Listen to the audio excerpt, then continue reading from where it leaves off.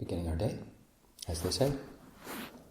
Yesterday I made a request of Sivako, who's leading the chanting, if he would chant and lead us in Anatalakkhana Sutta, the sutta on not self, which I love, and I just don't get to, or haven't made the time to chant for a number of years. And that principle of not self is obviously at the foundation of our Theravada lives, and really at the basis of our understanding of reality.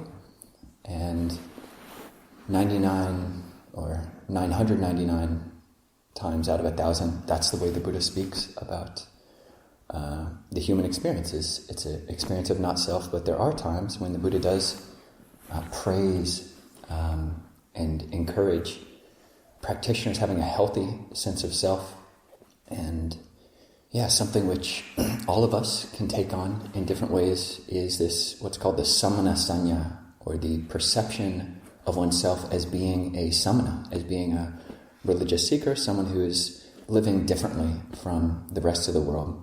Ajahn Jayasaro really encourages this perception, and it's one which can keep us on the path.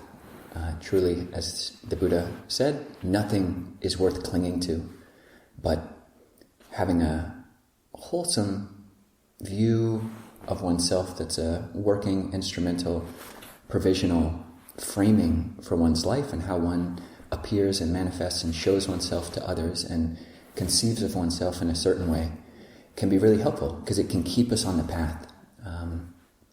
So it's an important thing, just having people take anagarika ordination, just entering into more formally this perception of oneself as a samana.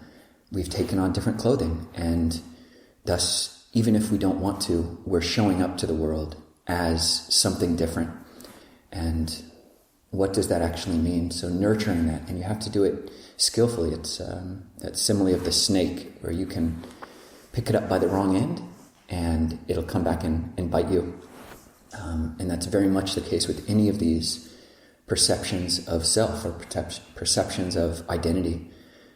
But I think two other very useful perceptions of self, which we can all experiment with in our meditation and in our morning, in our work life, and in our longer lives as Buddhists and as practitioners, are aspects of being a samana, which is the perception, I am someone who's grateful. I'm someone who knows how to be grateful. I'm grateful.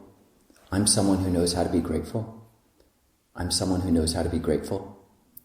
And the Buddha does even frame things in this way in a number of suttas, the Subha Sutta, Majjhima 99. And you can train like that. I'm someone who's grateful. And that is a great counteractive and antidote for fault-finding or for conceit. It's just, I'm someone who's grateful. And the Buddha praised that. And another one is, I'm someone who's flexible. I'm someone who's flexible.